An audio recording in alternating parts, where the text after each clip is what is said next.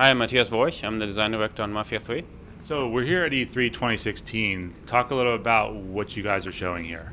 We have a 20-minute gameplay video, like an entire demo that shows how the game develops and how you go all the way from playing a complete open world game and how we're modeling the way that the mafia works all the way down to the pimp, like pimping out girls on the street, or the drug dealer dealing drugs, and how that goes all the way up to the guy who's controlling the city, which is Sal Marcano.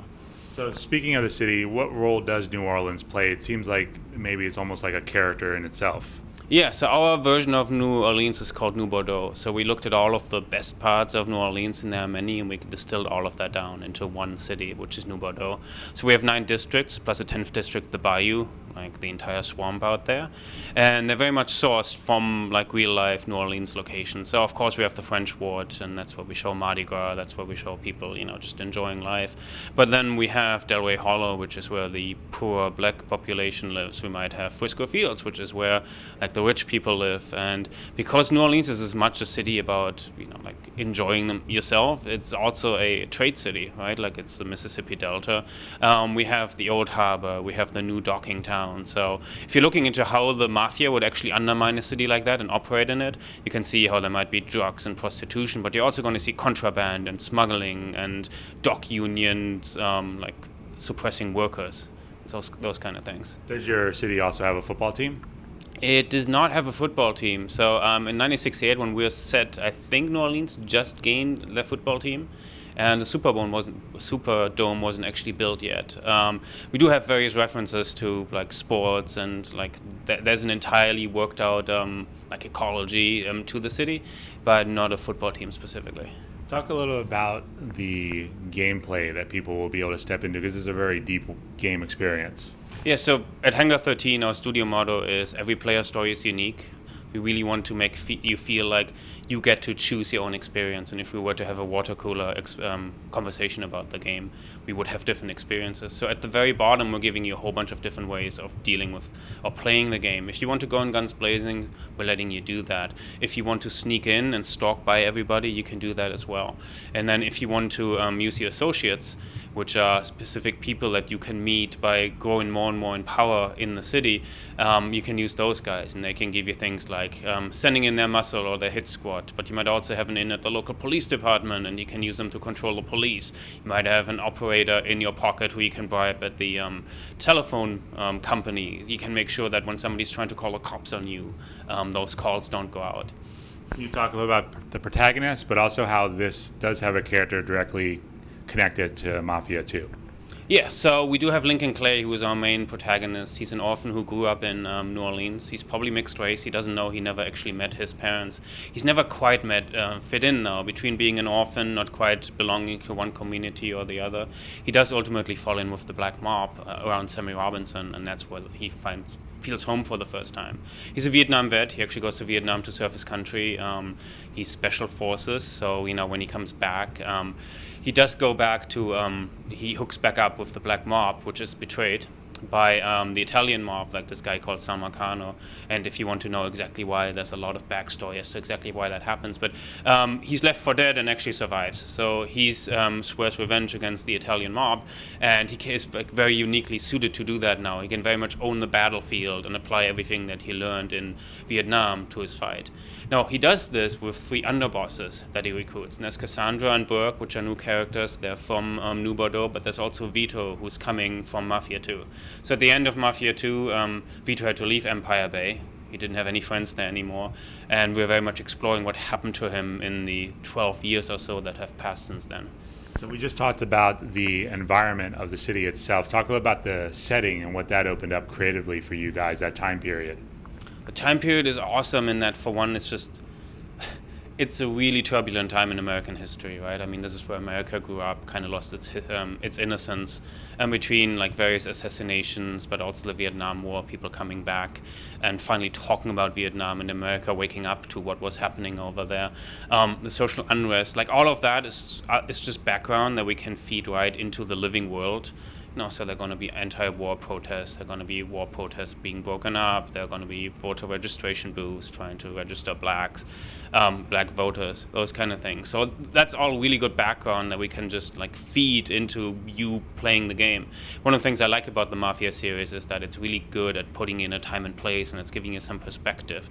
I wasn't even alive in '68, right? But I knew about these kind of things that happened in American history, and actually seeing that come to life is really powerful.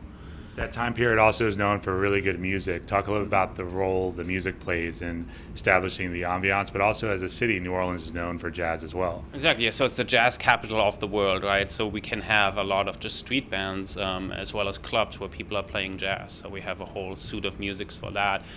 We do have then this dirty blues music, which is actually very interesting. It's very iconic, but I didn't know that much about it, like from the South right there. So that's our gameplay music. But beyond that, we have radio stations, and of course the music in the 60s was just awesome. So we're going to have over 100 licensed tracks, probably 120 or so, that are all going to be in the game, and you're going to have everything in there. Everything we've shown in the trailer so far is already licensed. We're going to have the Stones, we're going to have the House of the Rising Sun. I mean, I could keep going on and on. When it comes to the actual demo, can you just give like a high-level version of what people are experiencing, what part of the city, and what's going on? Yeah, so we're going into the French ward, and we're going after a guy called Lou Marcano. He's the maybe a little bit less intelligent brother of Sal Marcano, who's running the city, but he is really charming. He is really good at entertaining people. So that's why he is running the entertainment center of that city. So he is running smack, he's running drugs, he's running prostitution. We've already done a whole bunch of legwork to actually get to Lou, and pretty much trying to get him to the point where he can't kick up to Sal anymore, where Sal gets so mad at him that even though he's his brother, at some point something's got to give. So we first go out into the open world, and we try to integrate all of his mafia activities very much into the open world. So if we're going after one of his pimps, for example, who is kicking up to him, and we kill that guy, he can't kick up anymore. We kind of systematically go after Lou Marcano's businesses to the point where he has to slip up, where he doesn't have the money anymore to kick up. So he puts on a fundraiser for a corrupt politician. And he owns various riverboats, and he actually puts a casino in that riverboat, and he's holding a fundraiser. So this is where Lincoln sees his chance, and he decides to actually stop the riverboat with explosives, and then he's going after Lou Marcano. It's a really good progression because it shows how we do have a very strong underlying narrative of over 3 hours of cutscenes that actually tell the story. But to get that, you're actually driving the story forward even when you're playing the open world. You're not just doing one thing or the other. When you're playing the open world, you're actually making progress towards getting to Lou Marcano. And are there the equivalent of side quests and side missions built into that world? Yeah, so there are additional activities you can do. There are ways in which you can deliver contraband and build up your businesses, for example. These three underbosses, Burke, Cassandra, and Vito, they're going to take over the city for you. They're actually going to run the day-to-day, and you have to make a decision as to who's going to run which part of the city. So there's going to be some interesting tension when everybody's in the room and everybody's vying for control of this or that district. They're going to try to bribe you, and you got to make sure you actually keep peace in the city. But so for one, then you can actually build up their empire, and you can actually do things that raise their earn in their business. There are also favor missions, as you might call them, or there are additional missions that you might do to learn more about these underbosses, to know where they're coming from. Once they learn more about you, once they learn to kind of like you and they become loyal to you, these are all ways in which you can like learn more about them and actually like make them more loyal. The other thing, when I watched the Gamescom presentation, there was a lot of choice in the way you go about and doing things. Can you talk about that element and how creative people can be as they play through? Yeah, so that's where we go back to every player story is unique, and I already talked a little bit about how we want to make sure at the very low gameplay level you can do that between combat, direct assault, and sneaking.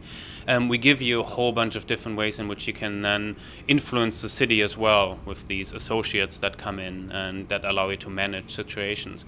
But we want to make sure that it actually goes even into the story layer. So we want to tell a very strong story. We put a lot of work into telling a good like mafia revenge story here. But the player actually has some choice in that and will find herself in that story as well. Because as we are dishing out the city, as we are building up this family with our underbosses, there's going to be tension in the family, and it can go all the way to somebody saying, I've had enough, I'm going to betray you. That's something we show in this gameplay demo today, where we promised all of these guys power and control of the city. And Burke, in this specific playthrough, just didn't get any of this territory, and at one point says, "I've had enough, I'm out of here," and he actually leaves the group and then comes after you. But this is a very specific playthrough we set up for this demo. It might not happen for you or for me. And when it does happen, you can keep everybody happy, but if it does happen, it's going to feel very personal, right? Because all of the choices that you as the player have made are actually what led to this.